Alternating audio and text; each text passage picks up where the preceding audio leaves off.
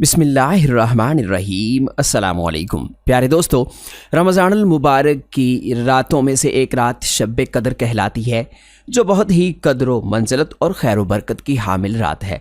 इसी रात को अल्लाह ताला ने हज़ार महीनों से अफजल करार दिया है। हज़ार महीने के 83 बरस 4 माह बनते हैं, यानी जिस शख्स ने इस रात में इबादत की उसने गोया 83 साल 4 माह का ज़माना इबादत में गुजार दिया। और 83 बरस का ज़माना कम अज़ कम है, क्योंकि खैरुम मिन अल्फ़ि शहर कह कर इस अमर की तरफ इशारा फरमाया गया है कि अल्लाह करीम जितना ज़ायद अजर अता फरमाना चाहे अता कर सकता है। इस अजर का अंदाज़ा इंसान के बस से बाहर है। शब कदर का मानी व मफ़हूम क्या है? इमाम ज़ाहरी रहमतुल्लाह अलैह फरमाते हैं कि कदर का मानी मर्तबे के हैं। चूँकि ये रात बाकी रातों के मुकाबले में शर्फ़ व मर्तबे के लिहाज से बुलंद है, इसीलिए इसे लैलतुल कदर कहा जाता है। प्यारे दोस्तों, ये रात हमें क्यों अता हुई है? इसके हुसूल का सबब सबसे अहम तो ये है कि नबी अकरम सल्लल्लाहु अलैहि वसल्लम की इस उम्मत पर शफ़क़त और आप सल्लल्लाहु अलैहि वसल्लम की गमख़ारी है।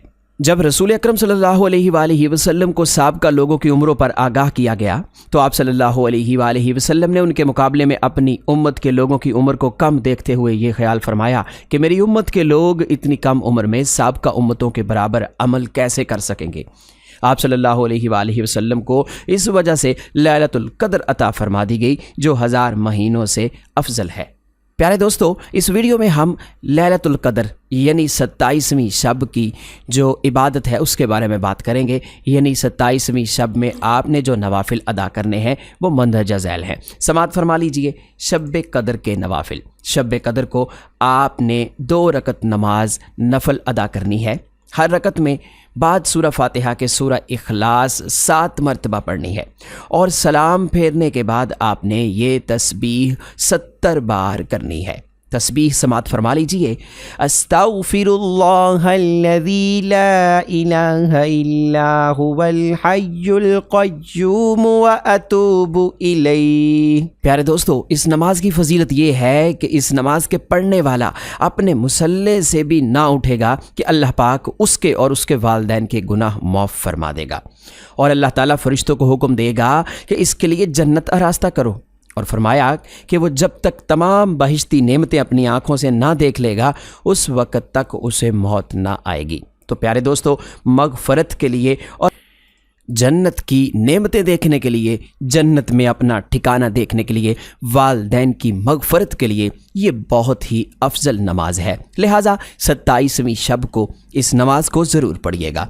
अब आते हैं दूसरी नफल नमाज की तरफ। 27वीं शब को आपने 2 रकत नमाज नफल अदा करने हैं। हर रकत में सूरह फातिहा के बाद सूरह अलम नशरह 1 बार और सूरह इखलास 3 बार पढ़नी है। प्यारे दोस्तों, सलाम फेरने के बाद आपने 27 बार सूरह कदर पढ़नी है। इंशाअल्लाह बेशुमार इबादत का सवाब मिलेगा। ये नमाज बहुत ही अफजल है, लिहाजा इस नमाज को भी मत छोड़िए। 27वीं शब कदर को इस नमाज को ज़रूर पढ़िएगा। प्यारे दोस्तों, तीसरी नमाज जो आपने इस रात में अदा करनी है वो है 2 रकत नमाज नफल। आपने 2 रकत नमाज नफल की नीयत करनी है, और हर रकत में सूरह फातिहा के बाद 1 बार सूरह कदर, 3 बार सूरह इखलास पढ़नी है। प्यारे दोस्तों, इस नमाज को पढ़ने वाले को शब कदर का सवाब हासिल होगा। ये सवाब हज़रत इदरीस अलैहिस्सलाम, हज़रत शुएब अलैहिस्सलाम, हज़रत अयूब अलैहिस्सलाम, हज़रत दाऊद अलैहिस्सलाम, हज़रत नूह अलैहिस्सलाम जैसा अता किया जाएगा, और उसको एक शहर जन्नत में दिया जाएगा जो मशरिक़ से मग़रिब तक लंबा होगा। प्यारे दोस्तों, बहुत ही अफजल नमाज है। जन्नत में घर हासिल करने के लिए, जन्नत में अपना ठिकाना हासिल करने के लिए ये नमाज अफजल तरीन नमाज है। इसे ज़रूर पढ़िएगा। इसके अलावा 27वीं शब रमज़ान को आपने 4 रकत नमाज नफल अदा करनी है। इसका तरीक़ाकार समात फरमा लीजिए। हर रकत में सूरह फातिहा के बाद सूरह कदर 3 बार और सूरह इखलास 50 बार पढ़नी है। नमाज ख़त्म करने के बाद सुब्हानल्लाहि वल्हम्दुलिल्लाहि वला इलाहा इल्लल्लाहु वल्लाहु अकबर, इसको आपने 1 मरतबा पढ़ना है। इंशाअल्लाह इस नमाज के बाद आप जो भी दुआ मांगेंगे, जो भी आपकी हाजत होगी, वो अल्लाह पाक पूरी फरमाएगा। پیارے دوستو، اس کے بعد آپ نے 27ویں شب کو 4 رکعت نماز نفل مزید ادا کرنے ہیں۔ یہ سبھی آپ نے 27ویں شب یعنی شب قدر کی رات آپ نے ادا کرنے ہیں۔ 4 رکعت آپ نے ایک ہی سلام کے ساتھ پڑھنی ہے۔ ہر رکعت میں سورہ فاتحہ کے بعد سورہ قدر 1 بار اور سورہ اخلاص 27 بار پڑھنی ہے۔ اس نماز کے پڑھنے والے کے بارے میں بیان آتا ہے کہ وہ گناہوں سے ایسے پاک ہو جائے گا جیسے ابھی پیدا ہوا ہو۔ اس کو جنت میں 1000 محل ملیں گے۔ پیارے دوستو، یہ نماز ضرور ادا کیجئے گا۔ اس کے بعد 27ویں شب کو 7 حامیم سے شروع ہونے والی صورتیں پڑھیے۔ قرآن پاک میں جتنی بھی صورتیں حامیم سے شروع ہوتی ہیں وہ 7 ہیں، تو آپ نے ان 7 صورتوں کی 27ویں شب کو آپ نے تلاوت کرنی ہے۔ یہ 7 حامیم صورتیں عذاب قبر سے نجات کے لیے اور گناہوں کی معافی کے لیے، مغفرت کے لیے، بخشش کے لیے بہت ہی افضل ترین ہیں۔ اس کے علاوہ سورہ ملک 7 مرتبہ پڑھنا مغفرت گناہ کے لیے بہت ہی فضیلت والی بات بتائی جاتی ہے۔ پیارے دوستو، 27ویں شب کو عبادت میں گزاریں، شب قدر کا ثواب حاصل کریں، اللہ کی عبادت کریں، اللہ کو راضی کریں۔ یہ رات پتہ نہیں زندگی میں دوبارہ آئے گی یا نہیں۔